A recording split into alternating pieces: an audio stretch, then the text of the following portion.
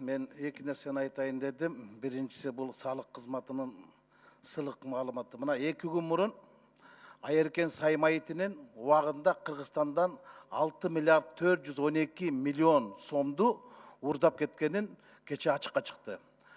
Ошол кездеги Финразведка Финполго жазса, Финпол баш тартып койгон экен. Салык кызматы мына ушул кезге чейин жакшырып жүргөн ачыкталды.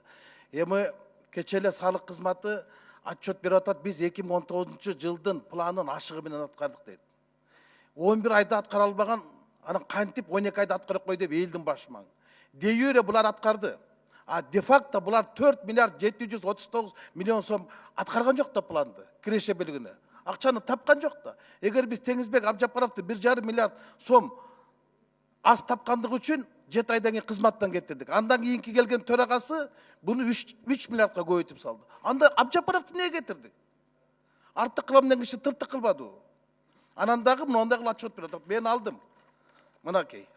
27 район аткарган эмес. Бишкектин бир дагы району планга чыккан эмес. Чүйдүн жарымыстан көп чыккан эмес. Жалал-Абадтын жарымысы чыккан эмес. Райондорду карап көрүңүзчү. Карагулжасы баш болуп, Кочкору төш болуп планга чыккан жок. Президентибиз айтпады эле, салыкты чогулта албаган жетекчилер баарына чара көрүлсүн деп. Вот ушулардын чара көрүшүн талап кылам, анан салык кызматы аркылуу мага толук маалымат алып бериңиз. Мен булардын жакында отурган коллегасына катышам.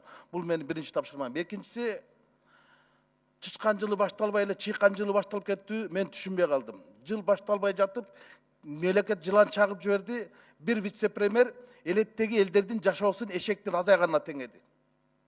Дагы бир вице-премьер чек арадан чыдабай чыгып кеткен адамдарды чыккынчы деди. Кече дагы бир өкмөттүн өкүлү галстугуңар жок деп мугалимдерди зекип атат. Баткендеги адамдардын жашоосу галстук менен оңоло турган болсо, анда биз галстук сатып берейик бюджеттен карап. Бул эмне деген дөпрөстүк? Элдин кыжырына өздөрү тийип атат да өкмөт деген. Башка эрмеги жокпу? Урматтуу Сооронбай Шарипович, Орусиянын өкмөтү отставкага кетти.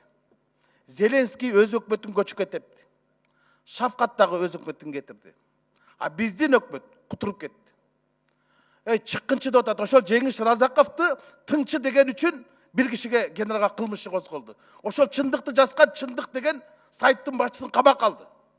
А бул элди чыккынчы деп атат. Не, ошол жердеги элдерге чыккынчы деген соттун чечими барбы? Элге эмне тийишет? Элден айлап кетпейби? Урматтуу Сооронбай Шарипович, эртең коопсуздук кеңешинде мынагу өкмөттү тартипке салып коюңуз. Тизгинин кагып коюңуз.